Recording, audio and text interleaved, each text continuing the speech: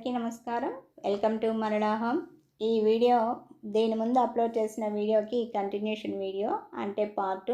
ఇక్కడ ఒక request, first time మన ఛానల్ని చూస్తున్నట్టయితే ప్లీజ్ సబ్స్క్రైబ్ చేసి వీడియోకి ఒక లైక్ ఇచ్చి మీ ఫ్యామిలీ మెంబర్స్కి షేర్ చేసి కామెంట్ బాక్స్లో మీ ఒపీనియన్ తెలపండి.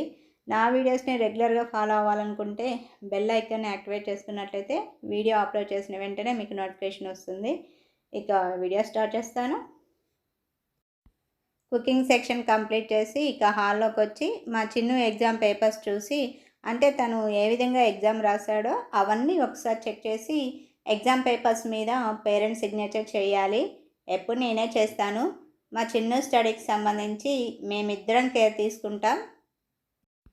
మా నాన్నకి వీలు కుదిరినా కుదరకపోయినా కంపల్సరీ అనుకుంటే మ్యాథ్స్లో కానీ ఇంగ్లీష్లో కానీ ఏమైనా డౌట్స్ ఉంటే వాటిని వైట్ బోర్డ్ మీద ఎక్స్ప్లెయిన్ చేసి డౌట్స్ క్లియర్ చేస్తాడు. ఇక ప్రాజెక్ట్ వర్క్లో కానీ హోంవర్క్లో కానీ పోస్టర్స్ అంటించడంలో కానీ నా వంతు సపోర్ట్ ఎప్పుడు మా చిన్నుకుంటుంది. ఇక డిన్నర్ చేసి వచ్చి ఈ వర్క్ స్టార్ట్ చేశాను. అది మీకు వీడియోలో చూపించలేదు. ఇక్కడ మ్యాథ్స్ ప్రాజెక్ట్ వర్క్ ఒకటి ఇచ్చారు. దాని టాపిక్ వచ్చేసి FA1 నుండి SA1 వరకు మ్యాథ్స్లో వచ్చిన మార్కుల్ని ఒక గ్రాఫ్ పేపర్ మీద డ్రా చేసి కలర్స్ ఫిల్ చేయాలి. మా చిన్నుకి FA1 నుండి SA1 వరకు తందే హైయెస్ట్. ఒక మ్యాథ్స్లోనే కాదు మిగతా సబ్జెక్ట్లో కూడాను. ప్రాజెక్ట్ వర్క్ తనే ఓన్గా చేస్తాడు.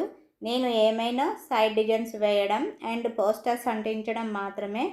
అది తనే చేస్తాడు. కానీ తనకు వర్క్ బర్డెన్ ఎక్కువ అవుతుందని అండ్ టైర్డ్ అవుతాడని నేనే హెల్ప్ చేస్తాను. పిల్లలు కదా, ఎప్పుడు స్టడీ చేస్తే ఇక వాళ్ళకి రెస్ట్ ఎక్కడ ఉంటుంది. పిల్లల స్టడీ విషయంలో పేరెంట్స్ కేర్ తీసుకోవాలి. అంటే పిల్లలు ఎలా చదువుతున్నారు, అసలు చదువుతున్నారా లేదా, వాళ్ళకి ర్యాంక్ ఏ విధంగా వస్తుంది, చదవకపోతే దానికి రీజన్ ఏంటో తెలుసుకొని వాళ్ళకు స్టడీ విషయంలో సపోర్ట్గా ఉండాలన్నది నా ఐడియా. కేవలం స్టడీనే కాదు, స్కూల్లో వాళ్ళ బిహేవియర్ ఎలా ఉంటుంది, ఫ్రెండ్స్తో ఎలా మూవ్ అవుతాడు అండ్ టీచర్స్తో ఎలా ఉంటాడు, టీచర్స్ అడిగిన క్వశ్చన్కి ఆన్సర్ చేస్తాడా లేడా అన్నది మనం అబ్జర్వ్ చేస్తుండాలి. ఇంటి దగ్గర చదువుతాడా లేదా అన్నది మనకు ఒక ఐడియా ఉంటుంది. అదే మనకు స్కూల్లో అయితే తెలియదు. అది తెలుసుకోవాలంటే స్కూల్లో జరిగే పీటీఎంకి పేరెంట్స్ కంపల్సరీ అటెండ్ అవ్వాలి. పీటీఎం అంటే ఏం లేదండి, మీ అందరికీ తెలిసే ఉంటుంది, పేరెంట్స్ టీచర్స్ మీటింగ్. పీటీఎంకి కంపల్సరీ అటెండ్ అవుతే మన పిల్లలు ఎలా చదువుతున్నారు, వాళ్ళ బిహేవియర్ ఎలా ఉంటుంది అన్నది మనకి కంప్లీట్గా తెలుస్తుంది. నేను మా చిన్న స్కూల్లో జరిగే పీటీఎంకి కంపల్సరీగా అటెండ్ అవుతాను. నేను ఒక్కదాన్నే కాదు, మా నాన్న కూడా కంపల్సరీ వస్తాడు. మన పిల్లల ఫ్యూచర్ బాగుండాలంటే ఈ మాత్రం కేర్ తీసుకోక తప్పదు. ఇప్పుడు ఎక్కడ చూసినా అంటే స్కూల్లో కానీ కాలేజ్లో కానీ ఫీజెస్ బాగానే ఉన్నాయి. అందుట్లో అందరూ ఇప్పుడు ప్రైవేట్ స్కూల్లో చదివేసరికి వాటి డిమాండ్ కూడా ఎక్కువే అని చెప్పొచ్చు.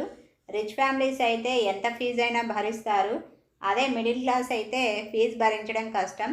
అటు గవర్నమెంట్లో చేరి చదవలేని పరిస్థితి, ఇటు ప్రైవేట్ స్కూల్లో ఫీజు కట్టలేని పరిస్థితి.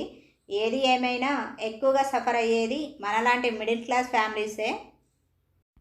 ఇక పూర్ ఫ్యామిలీస్ అయితే మన తహతుకు మించింది అనుకొని ఏ గవర్నమెంట్ స్కూల్లోనో కాలేజీలోనో చేరిపోతారు. అది ఇక వేరే విషయం అనుకోండి. మా చిన్ను గ్రాఫ్ పేపర్ మీద తనకు మ్యాథ్స్లో వచ్చిన మార్క్స్ని డ్రా చేసి కలర్స్ ఫిల్ చేసి ఇస్తే ఇక నేను దాన్ని బుక్లో ఒక సైడ్కి అంటించాను. నెక్స్ట్ అటు సైడ్ ఏమో ఒక చిన్న ఫ్లవర్ వేసి డిజైన్ చేస్తున్నాను. ఇక మా నాన్న డిన్నర్ చేసిన తర్వాత 1 అవర్ టీవీ చూసి గేట్ లాక్ వేసి వెళ్ళి పడుకున్నాడు. తనే గేట్ లాక్ వేస్తాడు. ఎందుకంటే ఆ గేట్ లాక్ నాకు వేయడానికి రాదు, చాలా టైట్గా ఉంటుంది. అందుకని డైలీ తనే వేస్తాడు. నెక్స్ట్ నేను మా చిన్ను మాత్రమే వర్క్ చేస్తున్నాం. ఈ ప్రాజెక్ట్ వర్క్ ఇచ్చిన ప్రతిసారి పడుకోవడం మాకు లేట్ అవుతుంది. గ్లిటర్ పెన్తో ఒక చిన్న ఫ్లవర్ వేశాను. ఇంతటితో ఈ వర్క్ కంప్లీట్. ఇక ఇది నెక్స్ట్ డే రోజు మార్నింగ్ మా నాని తనకు లంచ్ బాక్స్ ప్రిపేర్ చేసి బ్యాగ్ పెట్టిస్తే తన డ్యూటీకి వెళ్ళారు. ఇక మా చిన్ను స్నానం చేసి స్కూల్కి రెడీ అవుతున్నాడు. తనకి ఇంకా స్కూల్ టైం కాలేదు, అంటే వెహికల్ వచ్చే టైం అవ్వలేదన్నమాట. స్కూల్ వెహికల్ కరెక్ట్గా మా ఏరియాకి వచ్చేసరికి మార్నింగ్ 8:45 అవుతుంది. దాదాపుగా ఇదే టైం ఫిక్స్. ఎప్పుడో ఒకసారి కొద్దిగా లేట్ అవుతుంది. అంటే ట్రాఫిక్ బాగా ఉన్నప్పుడు కొంచెం టైం అటు ఇటు అవుతుంది. ఇక నేను ఎర్లీ మార్నింగ్ బట్టలు వాషింగ్ వేయలేదు. అంటే ఎక్కువగా మార్నింగ్ 6కి అలా వాషింగ్ ఆన్ చేస్తాను. వాషింగ్ ఆన్ చేసి morning tiffin and lunch prepare చేసి మా వాళ్ళకి లంచ్ బాక్సెస్ ప్రిపేర్ చేసి ఎవరి బ్యాగుల్లో వాళ్ళకి పెట్టిస్తే వాళ్ళు డ్యూటీలకి వెళ్తారు. ఈ వర్క్ కంప్లీట్ అయ్యేసరికి ఈలోపు వాషింగ్ మిషన్ టైం కూడా ఎండ్ అవుతుంది. అంటే దాదాపుగా 1.5 అవర్ పడుతుంది. ఈరోజు కొంచెం ఓపిక లేక ఇప్పుడు వేస్తున్నానన్నమాట. అది కాక చలి కూడా ఎక్కువగా ఉంది. మార్నింగ్ నిద్ర లేవాలంటే అస్సలు లేవాలనిపించట్లేదు. లేవకపోతే ఎక్కడి పనులు అక్కడే అయిపోతాయి కదా. మా వాళ్ళకి లంచ్ బాక్సెస్ పెట్టకపోతే ప్రాబ్లమే కదా. అందుకని వాళ్ళ బాక్స్ ప్రిపేర్ చేయడం కోసమైనా నిద్ర లేవక తప్పదు. ఇక బట్టలు మిషన్లో పెట్టి ఏరియల్ లిక్విడ్ పోసి ఆ పక్క ర్యాక్లో కంఫర్ట్ వేసి మిషన్ ఆన్ చేశాను. నెక్స్ట్ లాండ్రీ బాస్కెట్ తీసుకెళ్ళి మా బెడ్రూమ్ వాష్రూమ్ దగ్గర పెట్టేశాను. ఇక ఈరోజు మార్నింగ్ బాస్కెట్లో నుండి పాల ప్యాకెట్స్ తీయడం మర్చిపోయాను. ఈలోపు పిల్లమ్మగారు చేసిన పని ఒక ప్యాకెట్ బాస్కెట్లో నుండి చించి కింద పడేసింది. మూలిగే నక్క మీద తాటిపండు పడడం అంటే ఇదేనేమో. అసలే ఓపిక లేదంటే మళ్ళీ ఇదొక పని. ఇక ఇప్పుడు టైము 12:40 కావస్తోంది.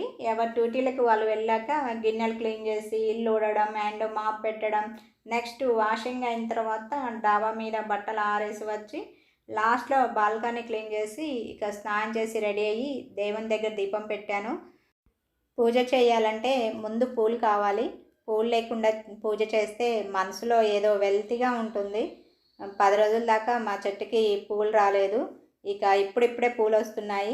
చెట్టు నిండా పూల మొగ్గలే. ఇక 10 రోజుల వరకైతే పూలకు బాధ లేదు. ఆ తర్వాత మళ్ళీ 10 రోజులు గ్యాప్. ఇక నాకు అందినంత వరకు ఈరోజు పూలు కోసి దేవుడి దగ్గర దీపం పెట్టి వెలిగించి ఫ్రూట్స్ని నైవేద్యంగా పెట్టి దండం పెట్టుకున్నాను. నెక్స్ట్ కిచెన్లో వర్క్ ఉంది. కిచెన్లోకి వెళ్దాం రండి. ఇక మార్నింగ్ వాళ్ళిద్దరూ అంటే మా వాళ్ళిద్దరు ఎవరి డ్యూటీలకు వాళ్ళు వెళ్ళాక పచ్చిశనగకాయలను ఒక బేసన్లో నానబెట్టి బాగా రుద్ది క్లీన్ చేశాను. వేర్లకు బాగా మట్టిందనమాట. అది నానడానికి చాలా టైం పట్టింది. మీకు చూపిస్తున్నాను. అది నానిన తర్వాత ఇంకా క్లీన్ చేసి గిన్నెలో వేసి అవి మునిగేంత వరకు నీళ్లు పోసి మూత పెట్టి గిన్నెను పక్కన పెట్టాను. అంటే స్నానం చేసి దేవుని దగ్గర దీపం పెట్టి వచ్చిన తర్వాత వాటిని బాయిల్ చేద్దామని పక్కన పెట్టాను. నెక్స్ట్ ఇప్పుడు అదే వర్క్ చేస్తున్నాను అనమాట. ఇవి సండే రోజు బయటకు వెళ్ళినప్పుడు ఒక 1/2 kg తీసుకున్నాను. 1/2 kg 50 రూపీస్ అయితే 40కి ఇచ్చారు. నాకు పచ్చిశనగకాయలు అంటే చాలా చాలా ఇష్టం. ఎప్పుడైనా మార్కెట్లో కనిపిస్తే కంపల్సరీ మా నాన్న తీసుకోమంటాడు. అప్పుడు నేను తీసుకుంటాను. ఇక స్టవ్ ఆన్ చేశాను. నెక్స్ట్ ఇందులో రాక్ సాల్ట్ని వేద్దామని స్టవ్ పక్కన ఒక జార్ ఉంటుంది, దాన్ని తీస్తున్నాను అనమాట. అందులో కొద్దిగానే ఉంది రాక్ సాల్ట్. అంటే ప్యాకెట్ తెప్పించాను. ఇది క్లీన్ చేసిన తర్వాత మళ్ళీ ఆ ప్యాకెట్ ఓపెన్ చేసి ఇందులో పోద్దామని ఆగానమాట. కొద్దిగా రాక్ సాల్ట్ ఉంది. ఆ రాక్ సాల్ట్ని ఆ గిన్నెలో వేస్తుంది అనమాట. రాక్ సాల్ట్ అయితే టేస్ట్ బాగుంటుంది. అంటే పచ్చిశనగకాయలు కానీ, కందికాయలు కానీ, పెసర్లు కానీ, స్వీట్ కార్న్ కానీ ఉడకబెట్టేటప్పుడు రాక్ సాల్ట్ వేస్తే టేస్ట్ చాలా బాగుంటుంది. అంటే దేని టేస్ట్ దాందే. ఇక రాక్ సాల్ట్ వేసి లిడ్తో క్లోజ్ చేశాను. నెక్స్ట్ ఇక్కడ నేను రాక్ సాల్ట్ని జనరల్ స్టోర్లో తీసుకొచ్చాను. ఆ ప్యాకెటే మీకు చూపిస్తున్నాను. ఇంకా జార్ క్లీన్ చేసిన తర్వాత ఈ ప్యాకెట్ ఓపెన్ చేసి అందులో పోస్తాను అనమాట. ఇక ఈ పచ్చిశనగకాయలు 10 or 15 మినిట్స్లో ఈజీగా కుక్ అవుతాయి. పెద్దగా అంత టైం ఏం పట్టదు.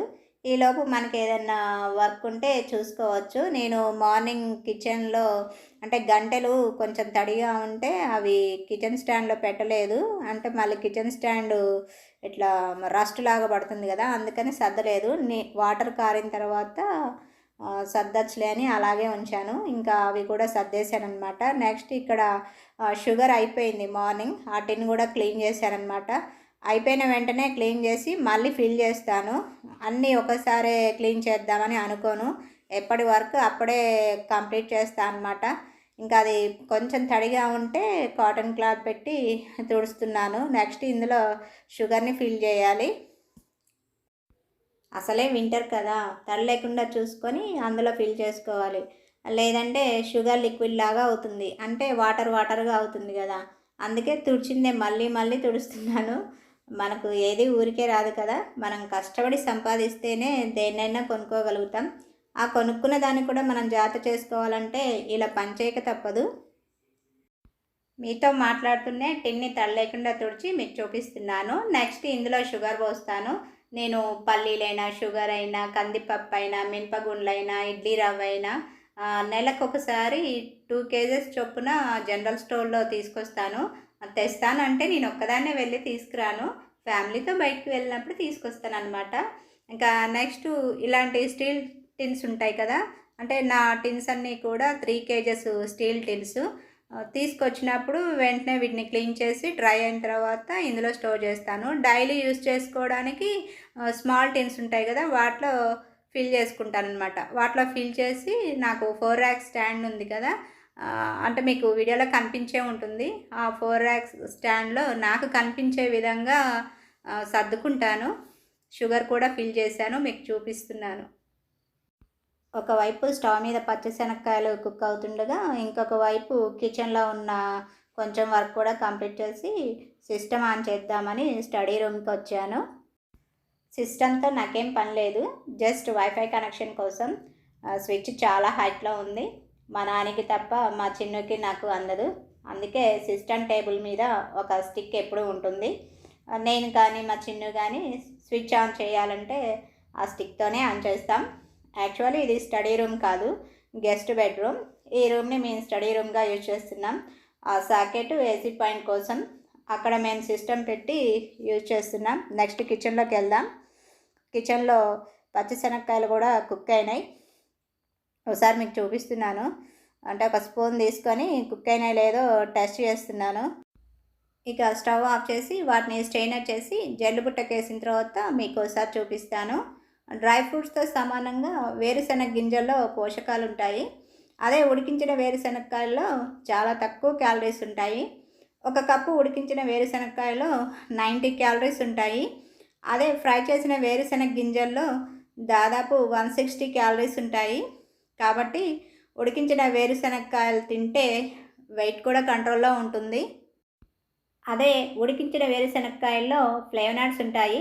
ఇవి కణాలను డ్యామేజ్ చేసే ఫ్రీ రాడికల్స్ నుండి ప్రొటెక్ట్ చేస్తాయి.